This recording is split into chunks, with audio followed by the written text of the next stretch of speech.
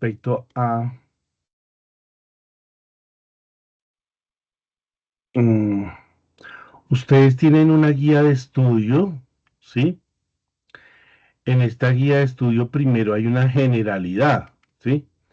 Donde ustedes ven lo que vimos de generalidad de mm, todo lo que es inmunología, ¿sí? Y empezamos con estafilococo. Entonces, ahí van a tener, a ver si puedo agrandar.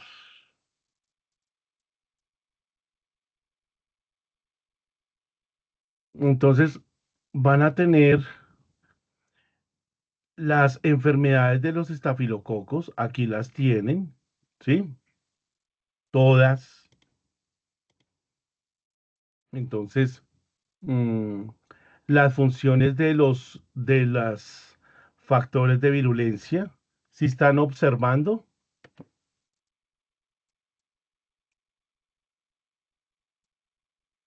¿alguien me Sí, confirma? señor profe. Sí.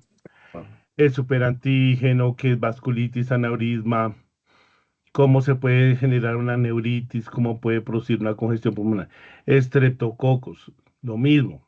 De aquí sacamos las enfermedades de los estreptococos, ¿sí?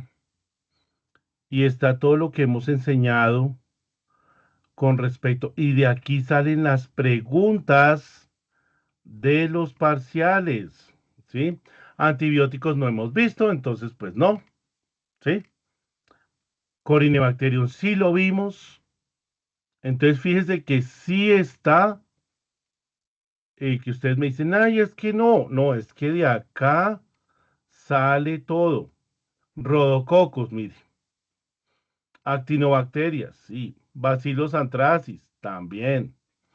Listeria monocitógenes, acá están las preguntas de los parciales. Rhodococcus y Corynebacterium. Acá está, que la toxina, el edema, la adenitis.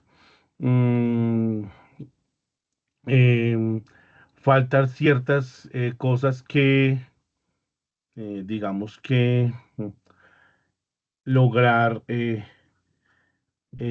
si ustedes tienen preguntas con respecto a eso, tienen todo mi respaldo para que ustedes vean, ¿sí?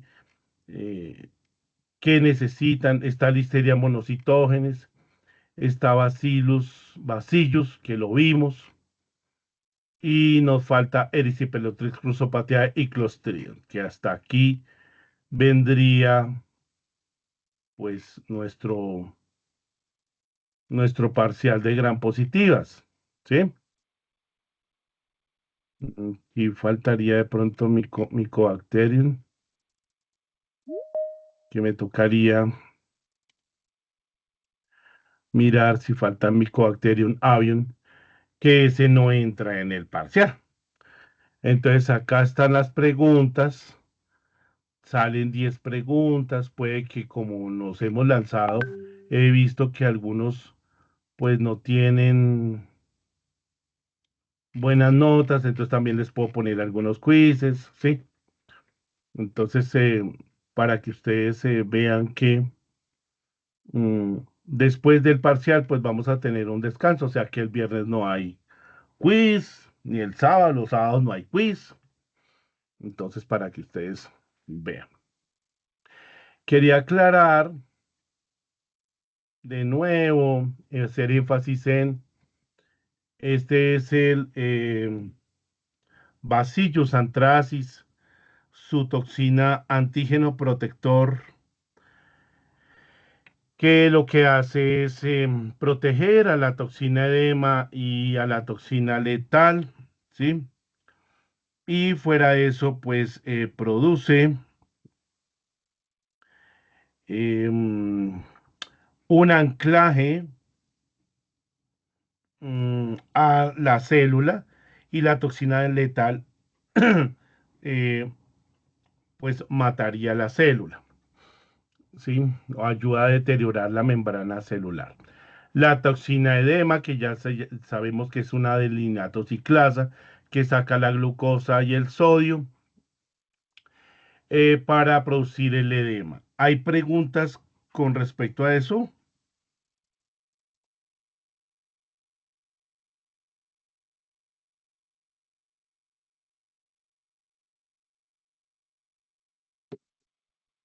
Bueno, voy a buscar un video con respecto a la histeria que me acabo de acordar, que no se los he mostrado.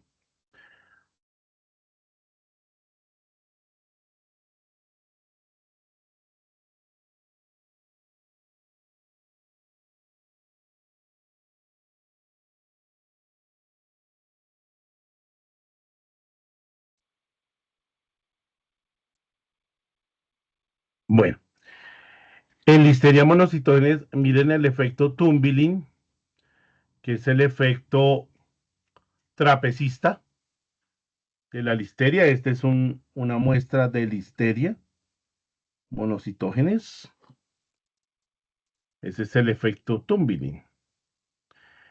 Y habíamos hablado que listeria también entra en el efecto pulmonar, ¿sí? Entonces acá está el efecto pulmonar. Cattle producers everywhere have to constantly guard against bovine respiratory disease, the leading cause of economic losses in the beef industry. The lungs of cattle are very prone to infection. Within hours, bovine respiratory disease, BRD for short, can cause irreversible damage to the lung tissue. If untreated, BRD can result in a quick death of the affected animal, or in stunted growth and reduced meat. Si ustedes ven, los pulmones son lobulados hacia los lados para poder respirar, ¿sí? Quality. BRD is triggered by infectious and environmental factors.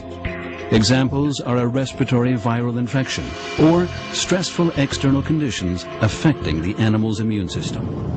Naturally occurring bacteria in the nasopharynx normally pose no problem, but the weakening of the immune system allows them to multiply excessively, and the infection can spread into Y ahí the lung. vemos el biofilm de listeria y los macrófagos alveolares. Here, tissue-resident macrophages recognize and phagocytize the bacteria. As cells are destroyed, cytokines and other inflammation mediators are released, thereby furthering the Entonces empezamos a tener mediadores químicos de inflamación. inflammatory reaction. One of the enzymes activated in the surrounding tissue and immune system cells is cyclooxygenase, COX, resulting in the production of prostaglandins. The prostaglandins play a crucial role in the inflammation now developing at full speed in the tissue. Entonces, ¿qué van a hacer las prostaglandinas? Van a vasodilatar. Y este video es muy bonito porque vemos la diabetes. Prostaglandins dilate local blood vessels, slow down the pace of the bloodstream, Entonces, and mire que al vasodilatar se separan los epitelios de los vasos sanguíneos. increase the permeability of the vessel walls. In this way, fluid and cells of the immune system, such as neutrophils and monocytes, Y pasan los neutrófilos al otro are lado. drawn in large quantities to the site of the inflammation.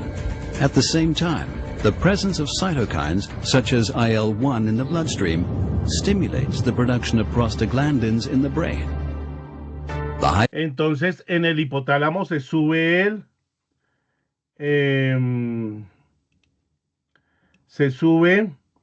la temperatura, Hypothalamus reacts más o menos a 41 grados by centígrados. upregulating body temperature.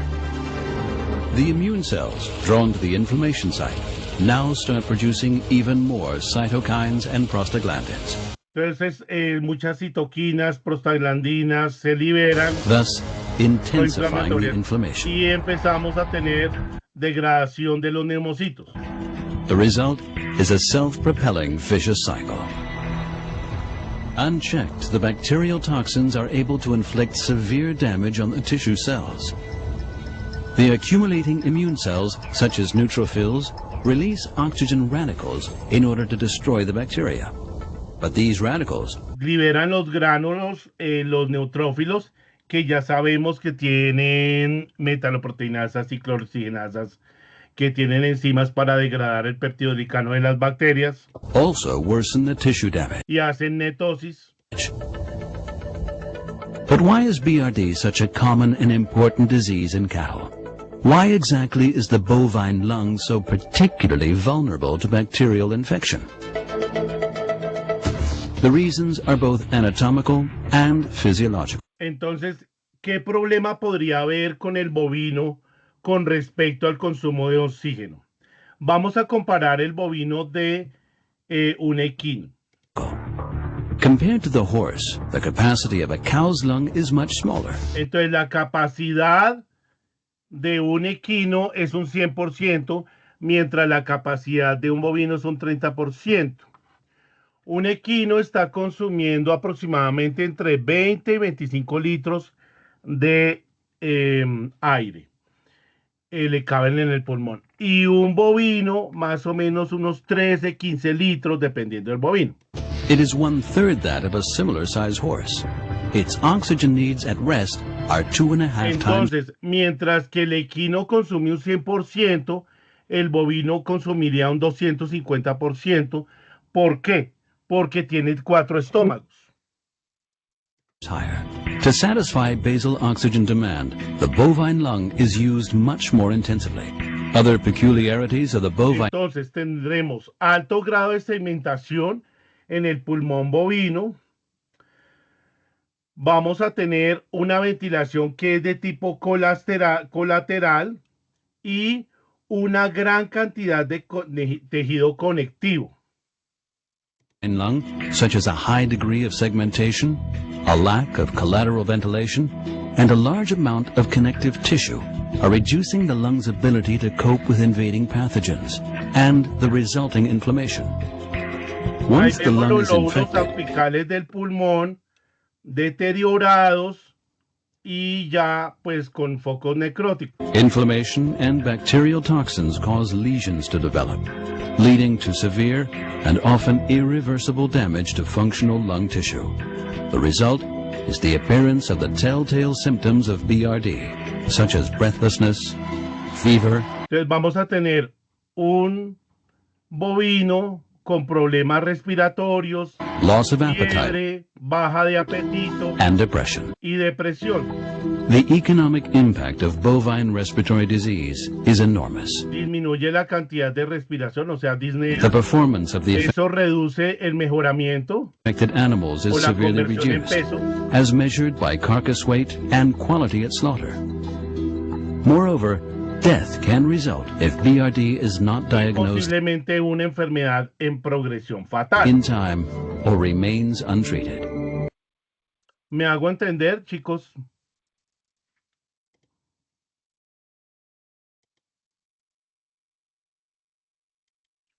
¿Sí me hice entender?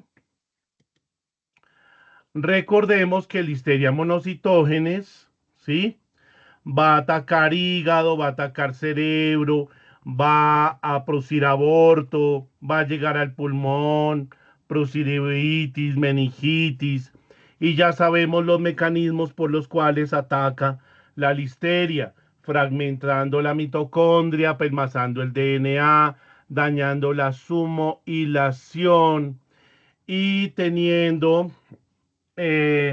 nucleomodulinas que moldean el DNA a su gusto o capricho, lo que hace que se dañe la respuesta inmune, ¿sí?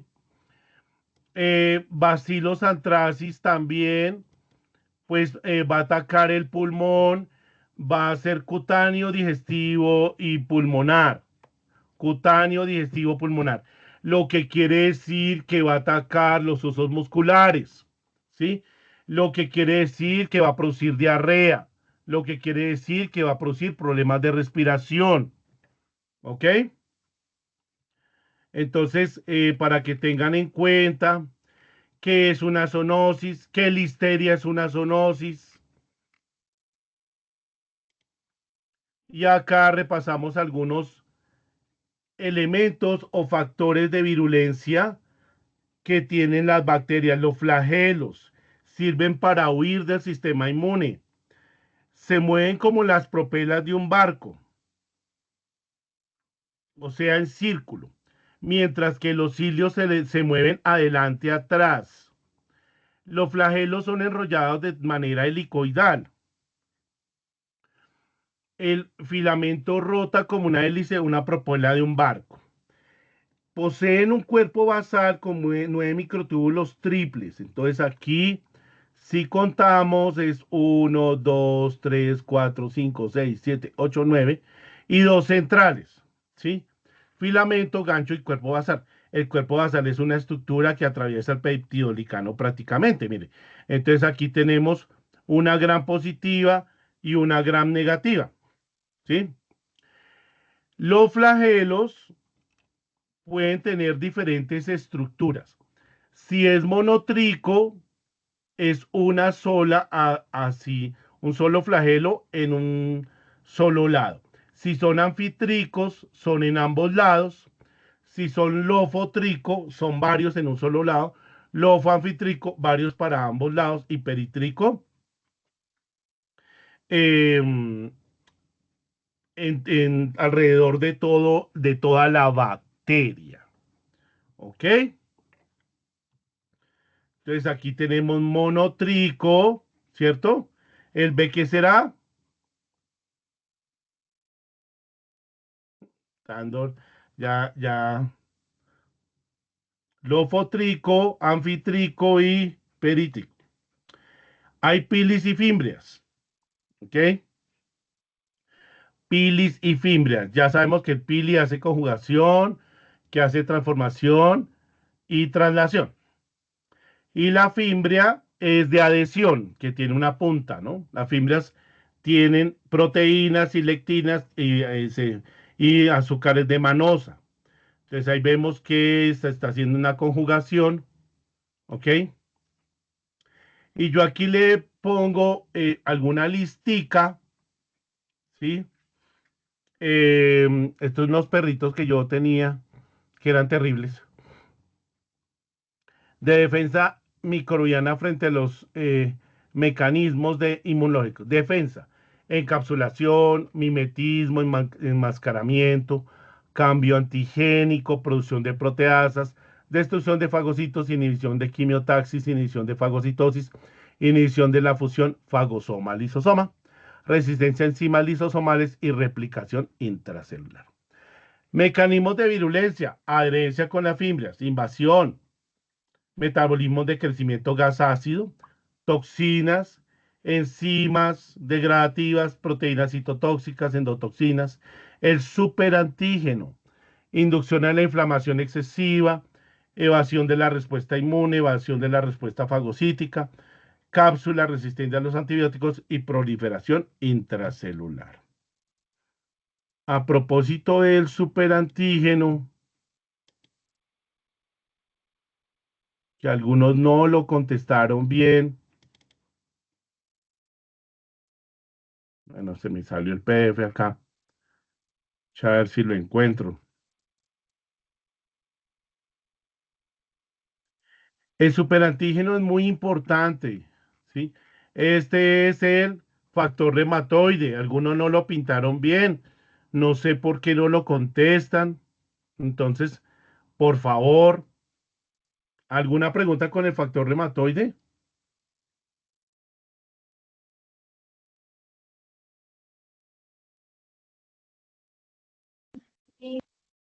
¿Sí? Dime, ¿no? Bueno.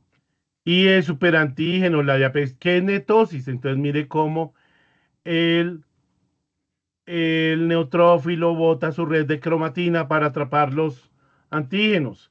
Sí lo hemos visto, está en las diapositivas, que son figuras de fagocitosis. Entonces vemos el neutrófilo atrapando las bacterias, que es un Eh, ictus, acá hay un ictus por aneurisma. Ustedes saben las clases de ictus, ahí los vimos. El superantígeno, mírenlo, acá está. El superantígeno activa el complejo mayor de discompatibilidad tipo 2 junto con el TCR para no activar el 0,01% de los linfocitos, sino el 20%, lo que crea una tormenta de citoquinas, una superinflamación. Se producen proteínas de choque térmico y se choquea al animal, ¿sí? Esto es muy importante que lo sepa, porque en el momento de que se extienda una bacteria, el animal se le va a choquear y posiblemente va a morir de un paro cardiorrespiratorio por el superantígeno, ¿sí? Los antibióticos no le van a servir en ese momento.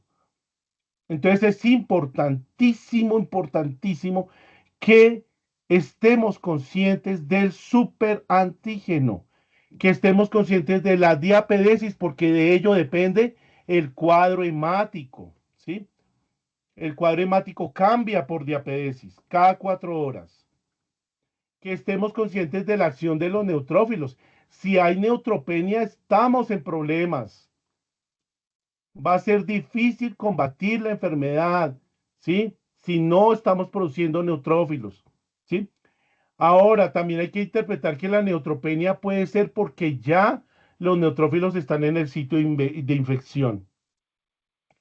Pero si no cesa la infección, muchas veces es porque ya existe un biofilm. Entonces es necesario que sepamos que es un biofilm, ¿sí? Bueno, ahí están las diapositivas. Por favor, bueno, ¿sí? Bueno, es importante también conocer que cuando yo quiero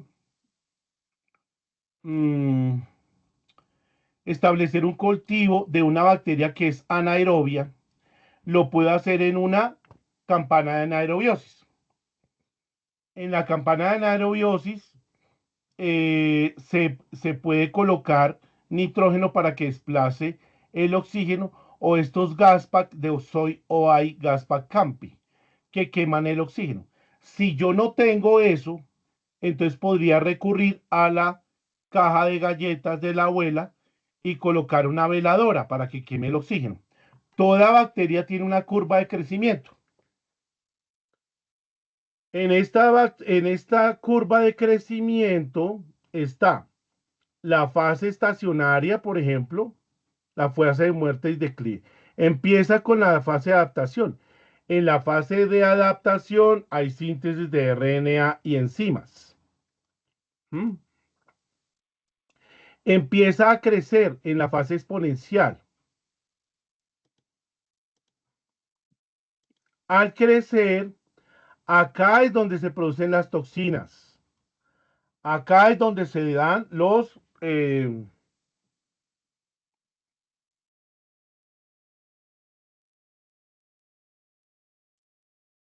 acá es donde se dan la expulsión por mecanismos de secreción bacteriana. Y la fase estacionaria es cuando ya se acabaron los nutrientes y la muerte y declive. En la muerte y declive, los esporulados esporulan, por ejemplo, el Bacillus anthracis y el Clostridium, y los dermatofilos congolenses con zoosporas. Entonces, esta curva de crecimiento la vieron en microbiología. ¿Mm? Así se duplica una bacteria por fisión binaria, lleva el DNA hacia los extremos y luego se tabica. ¿Mm? De esta manera, formando células hijas. Podemos cultivar en medios sólidos, semisólidos o líquidos. Acá hay un medio semisólido hecho por mí, donde cultivé leptospira, donde se coloca el 0,1 a 1% de agar, más o menos. Entonces eso bajo el metabolismo de las leptospiras porque no pueden nadar mucho. Entonces ahí se ven las líneas de crecimiento. Puede ser sólidos o líquidos también. Acá vemos una E. coli, por ejemplo, con su brillo metálico en agar EMB. Y también podemos hacer diagnósticos sembrando agua en papeles azucarados. Cuando los coliformes forman esas colonias puntudas azules o rojas, podemos entender que hay coliformes en el agua y que toca hacer un tratamiento. Lee y conducirás, no leas y serás conducido. Chicos, si usted quiere ser un doctor, una doctora que sea dueña de su conocimiento, dueño de su conocimiento, es necesario leer todos los días, acostúmbrese. Nuestra siguiente bacteria es el Erysipelotrix bruxopatiae. Es el mal rojo o escarlatina. Nosotros ya habíamos visto una fiebre escarlatina. No la confunda. La fiebre escarlatina es dada por el Staphylococcus aureus en la linfadenitis supurativa, donde hay estallamiento de capilares. Aquí el Erysipelotrix bruxopatiae produce ese estallamiento, pero en forma diamantina, ¿sí? El mal rojo también no solamente le da a los cerdos, porque esa es una enfermedad cutánea y que se convierte después en otras cosas, obviamente en articulaciones. Generalmente nuestros cerdos cuando se contaminan de algo que sea de tonsilas, por ejemplo, porque hay Erysipelotrix tonsillarum, o cutáneo, vamos directamente a lo que les he enseñado, articulación, corazón y riñones. También la poseen los pavos y también las ovejas, ¿sí? Y donde hay podredumbre de vellón. Y los que les gustan los silvestres y los peces, que cultivan peces, entonces en la trucha arcoíris y en los reptiles, ¿no? Como las iguanas, los lagartos. Posee la cápsula antifagocítica, ¿sí? Y la multiplicación es intracelular. Entonces ya hemos nombrado, por ejemplo, Listeria monocitógenes intracelular, ¿sí? Entonces ya hemos nombrado algunas bacterias intracelulares cuya respuesta es de CD8. La neurominidasa, ¿sí? Para romper uniones de ácido ciálico, de pronto no habíamos nombrado esa toxina, las aminidasas, ¿sí? Las proteínas de adhesión de albiofil y hialuronidasa para romper, pues, capilares y una isla de patogenicidad o SPA, que es para agregar neutrófilos. Daño vascular y también se mete dentro del líquido sinovial y las válvulas del corazón, produciendo la hipersensibilidad tipo 2. Bueno, aquí vemos el pili y la infección que puede ser. Ahí vemos un paladar blando, contaminado. Ellos se rascan en las paredes de las piaras, la materia fecal, los esputos, el alimento, el agua. Entonces tendremos dos formas de enfermedad, aguda y crónica. La enfermedad aguda es una dermatitis o una septicemia que llega a ser cutánea o diamantina en esta forma, cutánea o diamantina. Esto sucede porque la bacteria crece de manera horizontal y luego se desplaza hacia los lados, lo que hace hacer este tipo de lesiones. Esto no se puede comer, por favor. Estos animales ya no se pueden comer, ¿sí? Luego vamos hacia la crónico, es decir, llegamos a la articulación. Lo que es corazón y lo que es articulación va a ser crónico. En el crónico, pues ya va a haber abortos, ¿sí? Lesiones cutáneas, que ya las habíamos tenido en el agudo, necrosis, artritis, ese paso torpe y pomposo, se rechazan a caminar, anquilosis, o sea, la articulación no se puede mover, trombos en las válvulas mitrales y fallo cardíaco.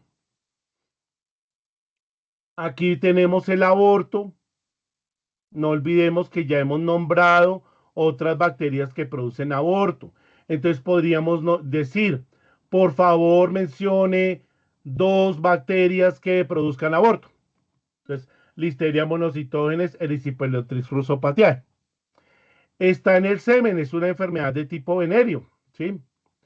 Esto no se puede comer.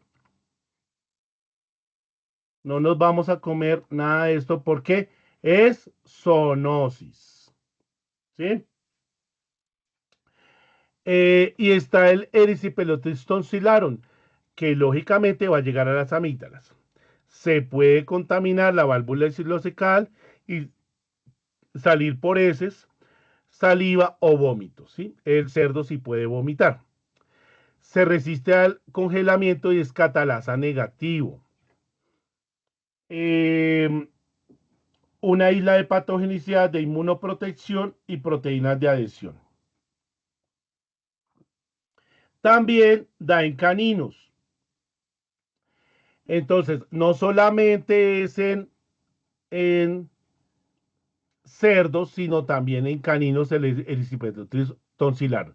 Lo que se puede confundir por traqueitis o también por kennel cough o tos de perreras. Da dolor de garganta y dificultad al tragar. La dificultad al tragar también la podemos confundir. Dime. El tonsilarum Sí. es solo de caninos, ¿sí? Caninos y cerdos. Ah, ok. O sea, el ruso, el otro, Erysipelotrix ese russopatiae también es de cerdos. da en cerdos, ovejas, Ovejas. pavos. Acá está. Listo. Cerdos, ovejas, pavos, peces y reptiles. Listo, profe. Tranquila. Lo que necesite con gusto. Y el otro lo han sacado más que todo en cerdos y caninos. Cerdos y caninos. ¿Ok?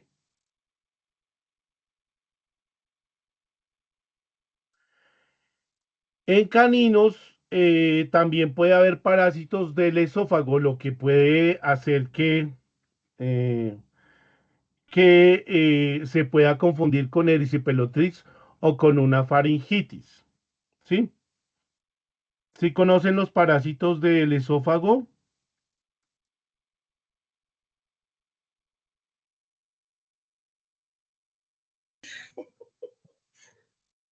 Se la puso a No, acostar. profe. No.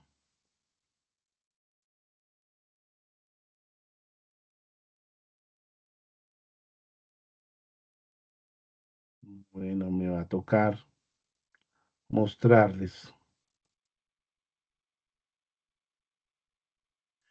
Muecha a ver.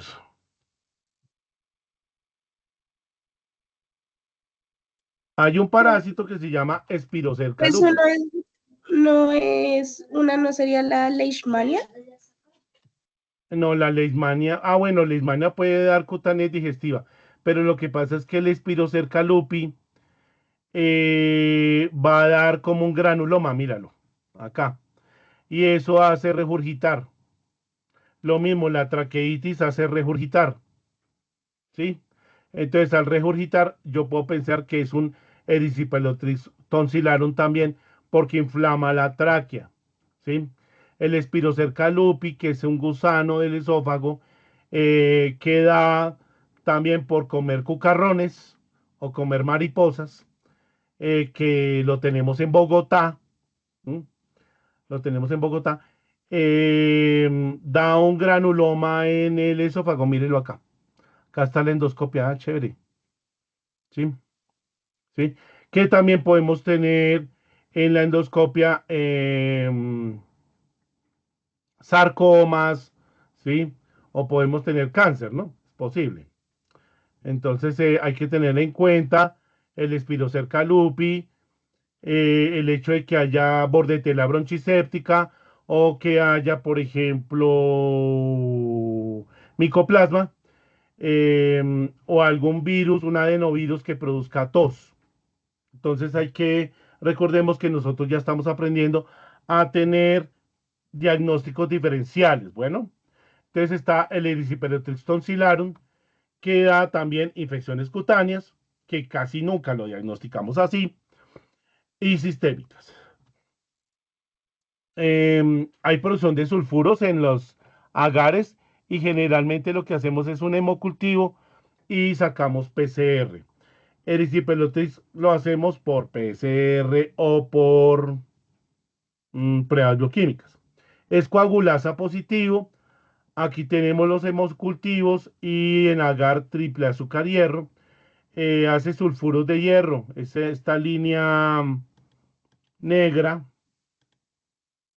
que hemos visto en el laboratorio. Estos son los hemocultivos. Entonces yo saco por la yugular la sangre y luego lo introduzco dentro del hemocultivo y el hemocultivo pues ya tiene sus nutrientes. Alexander Fleming fue el descubridor de la penicilina, este mono de ojos azules. Hay vacuna, ¿sí?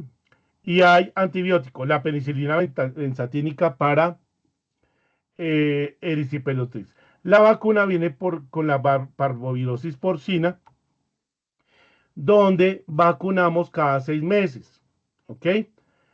Las madres 15 días antes de la monta y 100 días, digamos que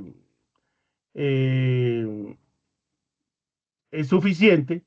Algunos productores porcinos lo hacen 60 días antes de la monta, 30 días antes de la monta, pues para crear más resistencia.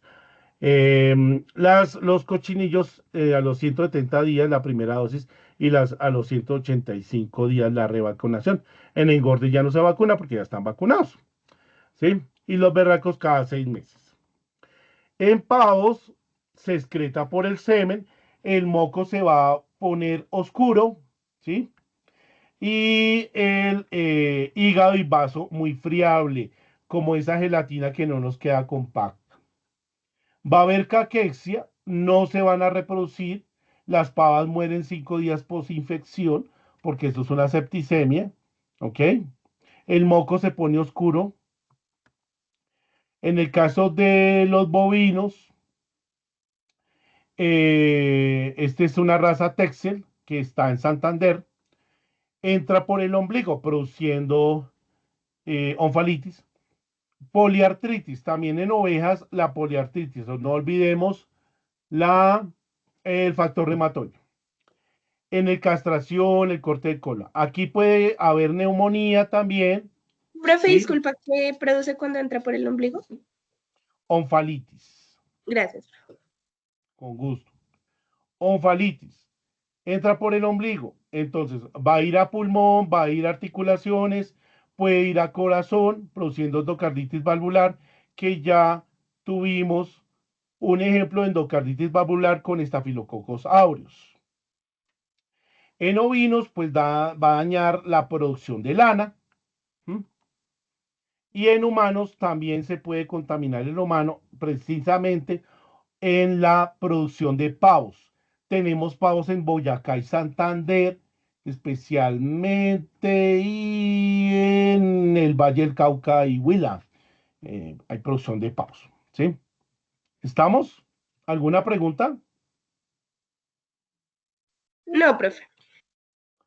Y nuestra última bacteria de este corte es el Clostridium septicum.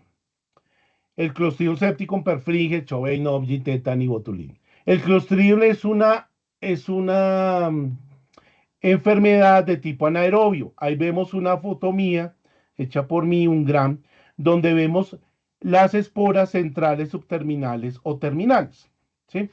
Es un firmicute y tiene la particularidad de tener un signo característico que es igual al del Bacillus anthracis. Generalmente son endotoxinas y que son neurotoxinas o son toxinas de tipo cutáneo. También se forman esporas. La contaminación puede ser por agua, por la materia fecal, por ingerir carne contaminada, por ejemplo. ¿Sí? Algunos perros y algunos animales silvestres se pueden contaminar en ello. Esta es una cabina de anaerobiosis, donde pues vamos a tener CO2 únicamente. ¿Sí? Entonces ahí vemos que la bacteria saca el oxígeno para crear un medio ambiente anaerobio, ¿sí? Puede haber clostridios neurotóxicos como el tétano y el botulismo. Ahí vemos un caballo con tétano, ¿sí? En el tétano se contrae el músculo y no se relaja, por eso está así. En realidad el caballo muere porque no puede respirar, ¿sí? Y el botulinum, que es al revés, que es una toxina de tipo flácido. Los clostridium enterogénicos, que son perfringes, difíciles, colinon y espiriformen, de los cuales el perfringe se encuentra en la vacuna. Este es el signo característico. Muchos bovinos timpanizados y de los que nosotros tenemos, digamos en Colombia, o los diagnósticos que nosotros más que todos sacamos son los clostridium de tipo neurotóxicos e histotóxicos. Chovei, Septicum, Nobgi, Perfringe, Sordelli y Hemolítico. Y los atípicos que son piliformes, casi nunca lo diagnosticamos. Generalmente lo diagnosticamos por PCR o le hacemos pruebas bioquímicas. Como esto es largo, entonces yo decido hacer una tablita. ¿Sí? El edema maligno lo produce el Clostridium septicum. Fíjense que enfrente está la toxina, ¿sí? Generalmente son toxinas que producen necrosis o gangrena. El Sordelli, la miositis necrótica, ¿sí? Inflamación de músculo. El carbunco sintomático, que es diferente al carbunco bacteridiano del Bacillus anthracis. Este es carbunco sintomático o pierna negra. El Nobgi, hígado negro o miositis necrótica, igual que el Sordelli. El perfringe de la gangrena gaseosa o riñón pulposo del ovino. El hemolítico, la hemoglobinuria, ¿sí? Y el tétano, pues el tétano y el botulismo, el botulismo, el botulismo. El botulinum es el botulismo. Aquí vemos que tiene una espora que tiene un núcleo central donde está el DNA agua y agua. Y ese core está recubierto por una membrana interna. Luego hay una corteza y una membrana externa y un córtex. Ese córtex tiene intina, queratina, calcio y una exospora. Una fotografía de microscopio electrónico. La posición de esa espora puede ser central, subterminal o terminal. Y aquí vemos su formación en 7 estados. Generalmente, cuando la bacteria va a formar una espora, lleva el DNA hacia un lado y empieza a tabicarlo para formar un preesporo. Luego le coloca la membrana interna y la externa y el core y un exosporidium y sale, se libera. ¿Ok? Pinte la forma cómo se produce una espora. ¿Alguna pregunta? Entonces vamos a ver uno por uno, ¿sí? Aquí ya, fíjense en esta tabla, la tenía acá, ¿sí? ¿Estamos? Entonces, aquí tenemos el Clostridium septicum o la oomycetes necrótica. Vemos una persona con Clostridium septicum, en la cual pues se le va a amputar esta pierna, obviamente. Esta es la vacuna, acá tienen el autor de esta vacuna, que es este profesor. Onfalitis, y aquí vemos prolapso uterino. ¿Qué es lo que sucede? Hay un prolapso uterino y el suelo está pantanoso, pues nos llenamos de Clostridium. ¿Qué tenemos que hacer? Entonces, cuando vean esto, muchachos, hay que lavar con abundante agua fría y vamos a colocar azúcar alrededor del prolapso. Envolvamos con una toalla y colocamos hielo de manera indirecta para que vaya desinflamando. Colocamos penicilina y antiinflamatorio, que generalmente se utiliza Flumixin Meglumine. Sirven los betalactámicos, funcionan muy bien, como Tripen, por ejemplo, ¿sí? Y aquí vemos pues el médico veterinario devolviendo el prolapso. En el caso del Clostridium sordelli, la miositis necrótica. Recordemos que los músculos están encerrados en fascias. Entonces esa fascitis necrotizante o miositis necrótica la produce el Clostridium sordelli. Muchas serpientes tienen en la boca Clostridium sordelli y eso es lo que necrosa. O el hecho que hagamos una cirugía de la reproducción, generalmente cuando nosotros devolvemos el útero en su posición, pues toca cerrar la vulva y dejar solo un orificio para que la vaca orine. Si nosotros somos muy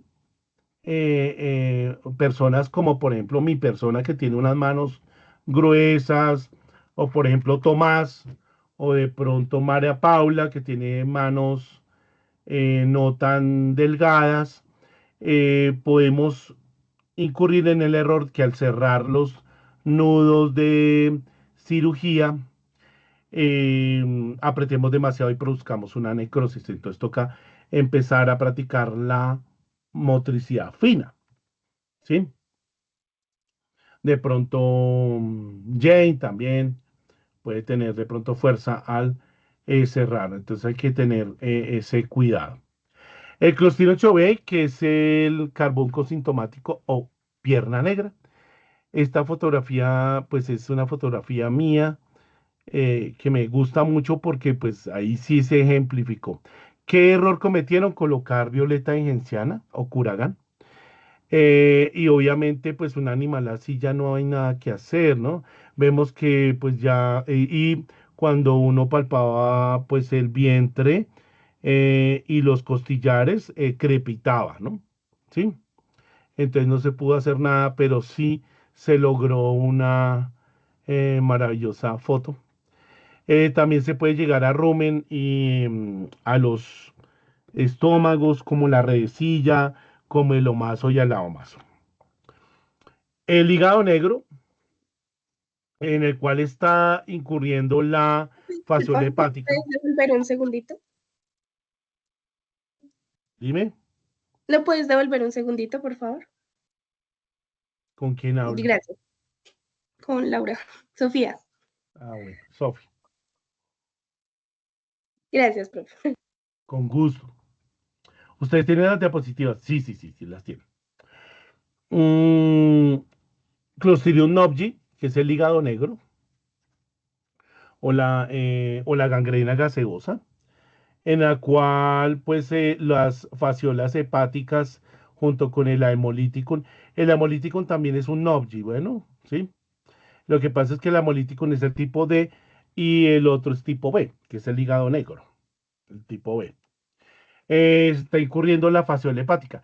Recordemos que estos trematodos pues se rompen parénquima y está también la hematuria, ¿no? Acá se produce hematuria. Se produce hematuria, ya sabemos por qué, porque pues obviamente no hay factores de coagulación.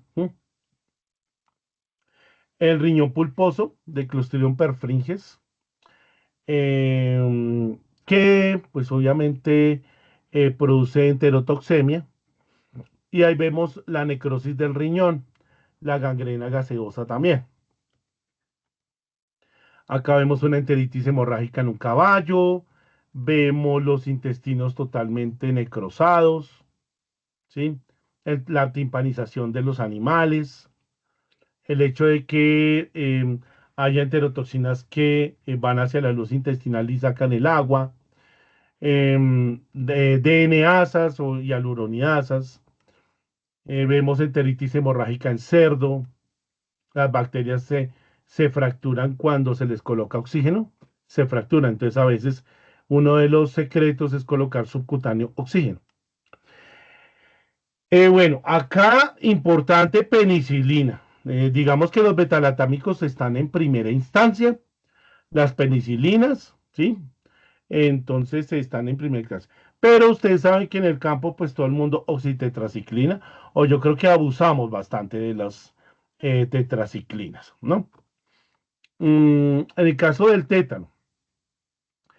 El tétano, ahí vemos que puede haber clavos halladizos en el herraje, en la laminitis, algunos alambres de púas, puntillas, objetos cortopunzantes.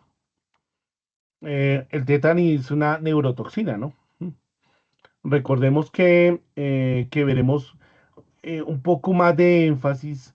Yo creo que podemos quitar bueno, el lunes puedo explicar este énfasis sobre el hecho de que hacemos un impulso nervioso, ¿sí?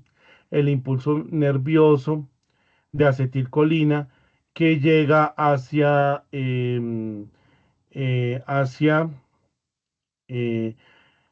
el músculo. Entonces, ¿qué va a pasar? Este es ya les paso las diferentes células nerviosas. Entonces, esta sería la vaina de mielina, los axones que vienen en fascículos, ¿sí? Que envuelven un endoneuro. Y todos los fascículos son epineuro, ¿ok? El axón llega hasta una terminal donde está la placa muscular y donde actúa la acetilcolina. La acetilcolina la degrada la acetilcolina esterasa cuando se relaja el músculo o hay inhibidores de la acetilcolina. Entonces, ¿qué hace la eclosión el tétani? Y degradar la acetilcolinesterasa y los inhibidores de la acetilcolina. ¿Sí? Lo que hace liberar acetilcolina todo el tiempo, todo el tiempo. Entonces se hace que el músculo se contraiga. Es una parálisis rígida. Entonces recordemos que hay células del sistema nervioso central. Los oligodendrocitos están en el centro, ¿no? O sea, son las neuronas que producen la vaina de mielina en toda la médula espinal. Las microglias, que son los macrófagos, los astrocitos son los que forman la barrera entre capilares y neuronas. Su función es nutritiva, sintetizan neurotransmisores también, como la acetilcolina, e intervienen en el proceso de cicatrización. Y las ependimarias, que son las que producen el líquido cefalorraquídeo, ¿sí? Las ependimarias producen el líquido cefalorraquídeo.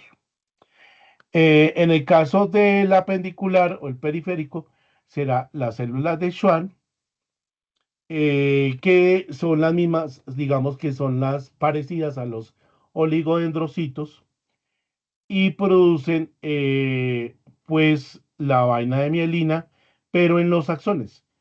Y la satélite, que es el soporte físico, ¿sí? Digamos, los andamios del sistema nervioso. ¿Sí? Entonces, son el soporte y el control de los ganglios nerviosos, por ejemplo, el estrellado, el braquial, ¿sí? Raquídeos y simpáticos. Entonces, aquí vemos cómo la acetilcolina va hacia digamos, al músculo, ¿sí? Recordemos que las neuronas eh, emiten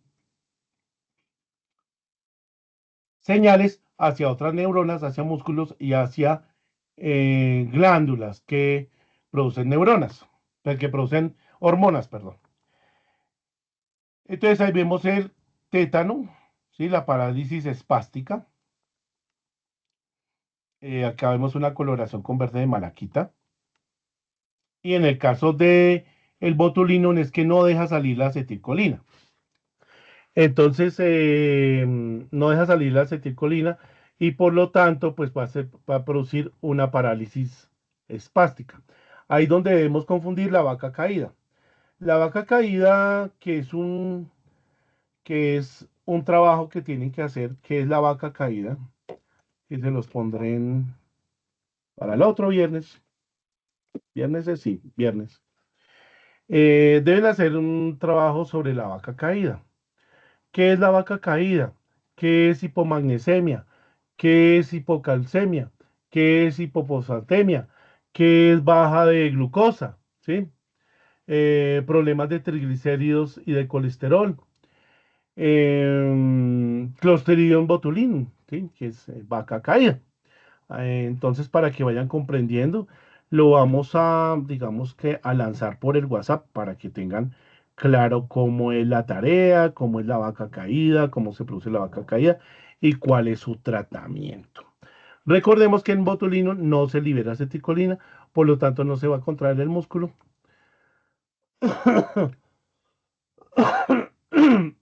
Podemos confundir con vacas desnutridas, las cuales pues le falta glucosa. Crece muy bien en agar yema de huevo. Y este sería un resumen. En el botulinum no se libera acetilcolina, en el tetánico se libera y se inhiben los inhibidores de la acetilcolina y se degrada la acetilcolinesterasa. ¿Alguna pregunta? No, profe. ¿No? ¿Vamos bien? Bueno, Sí, señor. hasta aquí sería nuestro parcial. El parcial no incluye Mycobacterium avium para tuberculosis. ¿Sí? Entonces, Corynebacterium para tuberculosis, sí. Si ustedes tienen preguntas o algo, estoy pendiente de ustedes, bueno, para resolvérselas con mucho gusto, con mucho gusto, lo que necesiten. Bueno, ya creo que están liberados de los otros parciales, ¿cierto? Entonces ya pueden estudiar infecciosas. Por favor, estudien hoy, no estudien mañana lo último. Estas recomendaciones se les he dicho, porque pues obviamente que llegan embotados a parcial. Recuerden que tienen las preguntas de los parciales. Entonces, nos vemos. Chao. Chao, profe. Chao, profe. Chao, profe.